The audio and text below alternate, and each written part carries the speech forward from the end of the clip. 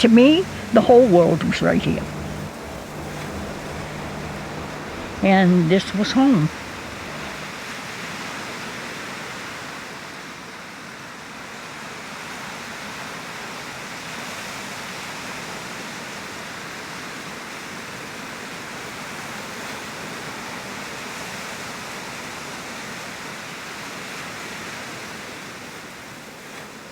And I have a picture of Chris with me when I moved back up here in '87, and we resurrected the old ice cream freezer.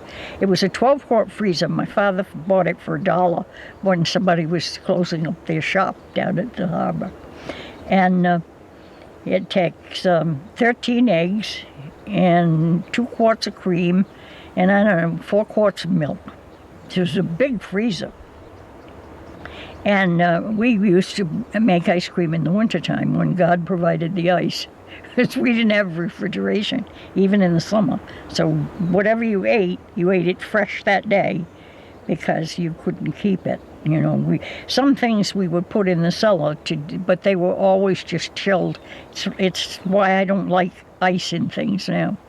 You know, it's what you're used to when you're a kid. But this ice cream, I have the recipe. It was my grandmother's, and we only made one kind, and that was chocolate. And my mother would always come out and tell us whether it was done yet. And she would come out and she'd say, I think it needs 2 or 3 more turns. I've never, ever heard her come out and say it's just right. So we'd go in and we would eat this ice cream in my grandmother's Victorian ice cream dishes. It seemed to taste better, and coin silver spoons. And my mother always made sponge cake so that we could have with that. And we'd take the dasher in, and we'd have big bowls of it, and then we'd take more in because it tasted so good. And then we had to pack it. But we got our ice from the pond, and of course we had cream and milk and eggs, so it was not, the only thing you had to buy was the sugar and the cocoa. But my mother made that custard, and that is the best ice cream. And Chris and I have made it once, but the second time I made it, it didn't come out right at all, and I don't know what I did wrong, but that was a lot of fun. And each kid was able to invite one friend to have this ice cream. So sometimes there'd be 6 or 7 kids, you know, gathered around. And one time we made 12 quarts, ate it all up, made 12 more. But those are the fun things. We never had candy from the store because we couldn't afford it. But we made fudge, and a lot of times in the evening. And our neighbor who lived across the pond, if you can believe it, she used to yell over at night, and she had a stepdaughter, Norma, and so she had no brothers and sisters, and if she was getting a little lonesome and bored, Nell would holler. I mean, imagine hollering across the pond, and we would hear it in here. And she'd say, come on over, we're making popcorn balls. And so we'd go over and she'd make popcorn balls. Oh, have a wonderful evening. And sometimes she'd do a taffy pull, which we would pull taffy from the kitchen through the living room and back again 3, 4, 5, 6 times.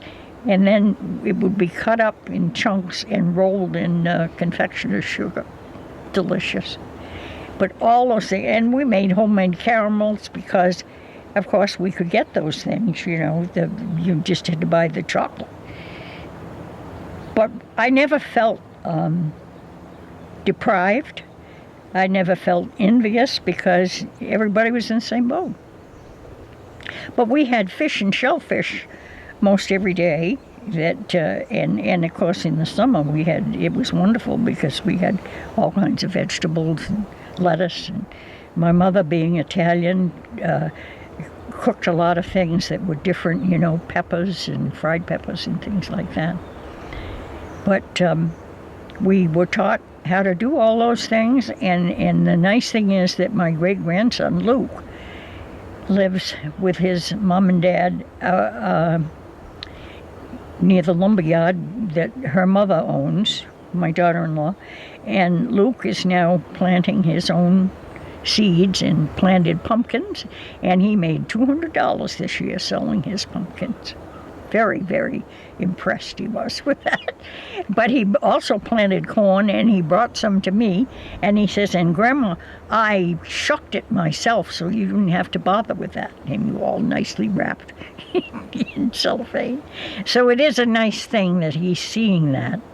And he also knows that some of the chickens, because this is one thing that kids today don't see, they see chicken in a cellophane package in the supermarket.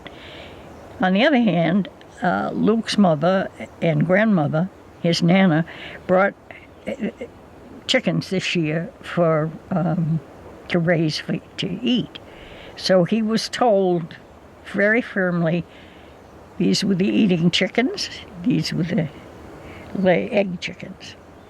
And he loves chickens and has since he was 2.